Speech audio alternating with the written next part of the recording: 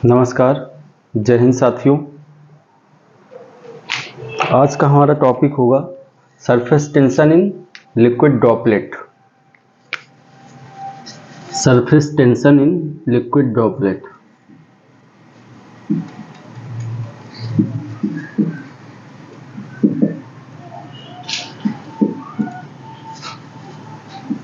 In liquid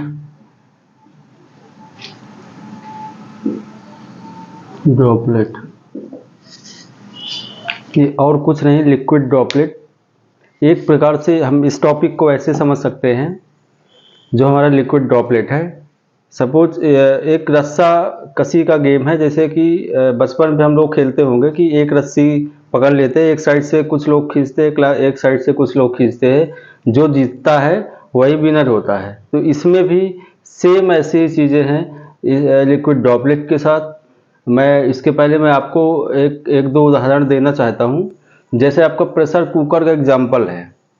pressure cooker के example में क्या है कि जब हम प्रेशर कुकर के अंदर जब पानी रखते हैं या किसी चीज़ को बॉयल करने के लिए रखते हैं, या सपोज दाल पकाने के लिए रखते हैं, तो जब हम स्टार्टिंग में रखते हैं तो उसके अंदर जो हमारा प्रेशर होता है वो प्रेशर मेंटेन रहता है, जिसकी वजह से उसकी जो सीटी है या जो उसका स्टीम है वो बाहर नहीं निकलता है। क्योंकि अभी हमारा जो इंटरनल प्रेशर है वो नॉर्मल है, हमारे बाहर वाले प्रेशर से और अंदर वाले प्रेशर से दोनों इक्वल है।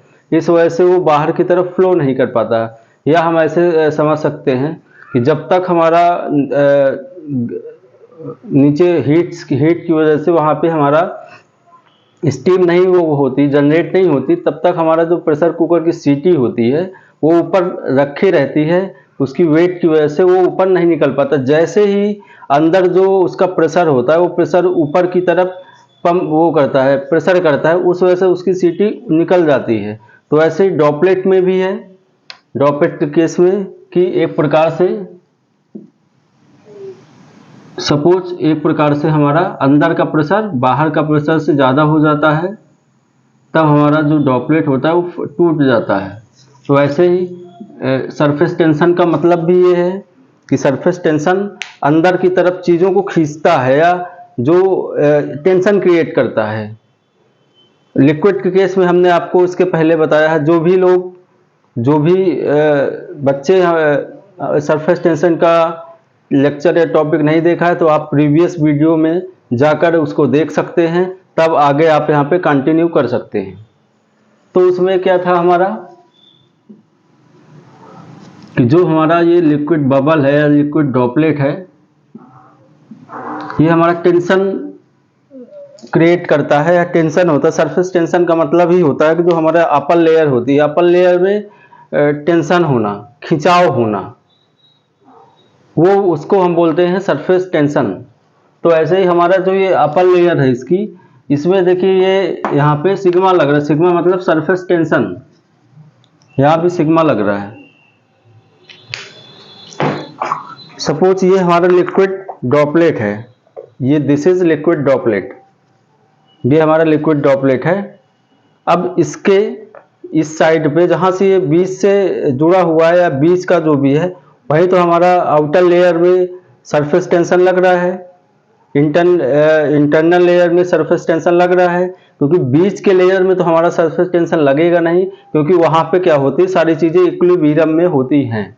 लेकिन यहाँ पे जो आउटर लेयर में मैंने बताया था कि आउटर लेयर में जो हमारा फोर्स होता है वो अनइक्विलिब्रियम होता है या अनबैलेंस्ड फोर्स होता है।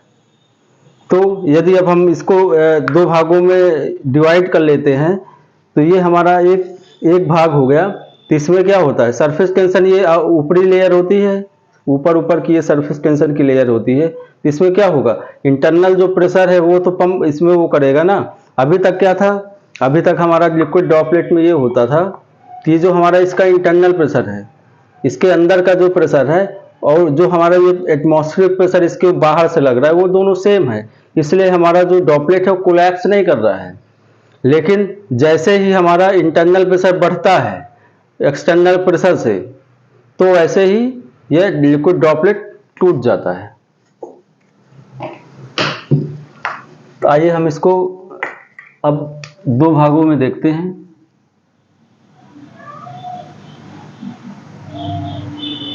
सपोज ये लिक्विड का हमारा और बड़ा बनाते हैं।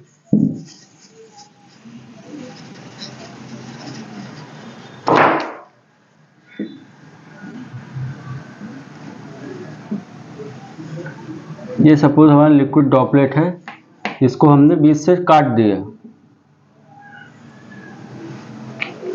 तो मैंने अभी आपको क्या बताया इसमें कि जो हमारी ये आउटर लेयर है, आउटर सरफेस है, हमारा सरफेस टेंशन क्या होता है, जो हमारी ऊपरी सतह होती है, और सरफेस टेंशन तो वहीं लगता है ना। तो ये हम देख सकते हैं इसमें जो हमारा सरफेस टेंशन है ये बाहर की ओर पुल आउट कर रहा है। सरफेस टेंशन जो हमारा वो है वो बाहर की तरफ खिंचाव कर रहा है। ठीक है, दिख रहा है सबको, विजुअल है, ठीक है।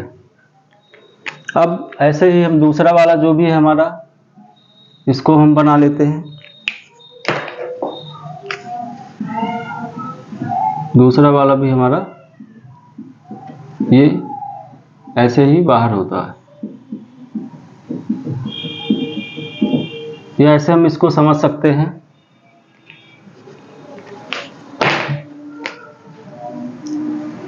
सपोज ये हमारी वो सरफेस है, इसका अंदर क्या है, पी प्रेशर फोर्स यहाँ पे लग रहा है, पी फोर्स लग रहा है, लेकिन बाहर से हमारा क्या है, बाहर से हमारा पी एटमॉस्फेरिक प्रेशर लग रहा है। ये हमारा बाहर से पी एटमॉस्फेरिक प्रेशर लग रहा है। यहाँ पे क्या होगा, जो हमारा ये पी होगा इज ग्रेटर देन इस पी के, पी एटमॉस्फेरिक के वो होगा, ठीक है। लेकिन यही यदि यहाँ पे हमारा सेम होता, वो होता, तो यहाँ पे हमारा पी एटीएम के दोनों बराबर होते हैं, नहीं दिख रहा होगा, P equal to P ATM मतलब एटमॉस्फेरिक प्रेशर।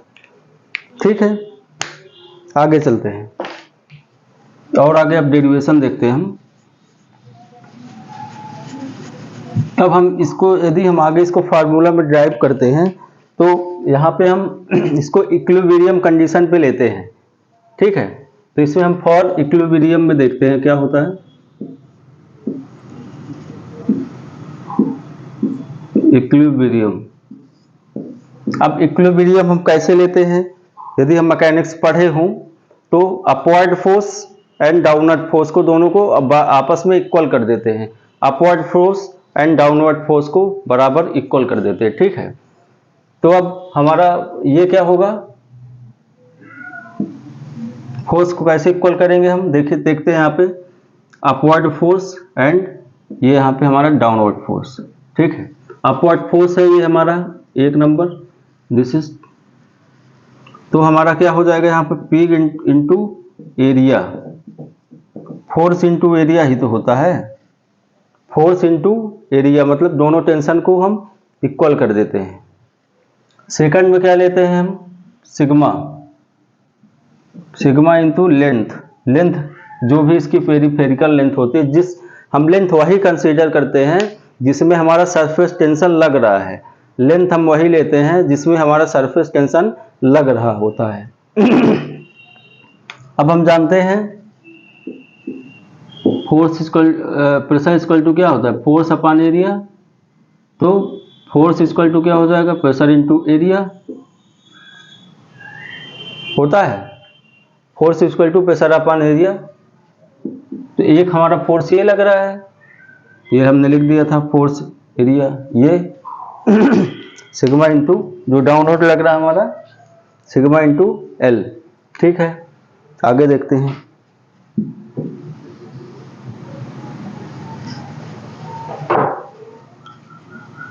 प्रेशर हमारा P है, गुड, एरिया हमारा क्या लेंगे, एरिया ऑफ सर्कल लेंगे ना, जो चीजें जिस शेप में होती है। सपोज जो हमारा उसका जो हमारा सर्कल ऑफ एरिया होता है, तो क्या होता है यहाँ पे हम लिख सकते हैं, एरिया ऑफ सर्कल क्या होता है, pi R square into sigma surface tension length.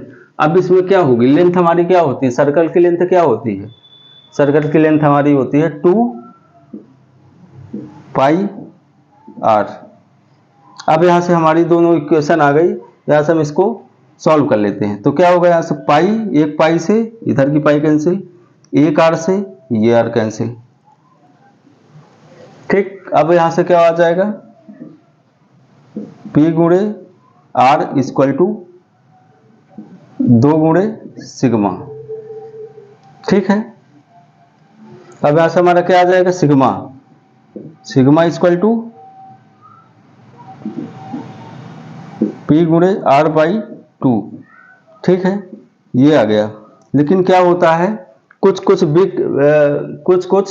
बुकों में हमारा क्या पूछ लेता है कि एयर के बबल के इनसाइड प्रेशर बताइए आप, इनसाइड प्रेशर क्या होगा। तो हम इनसाइड प्रेशर के लिए क्या करेंगे, प्रेशर निकाल लेंगे। यहां से देख लेते हैं, यहां से प्रेशर निकाल लेते हैं, प्रेशर निकाल लेते हैं हम यहां पे।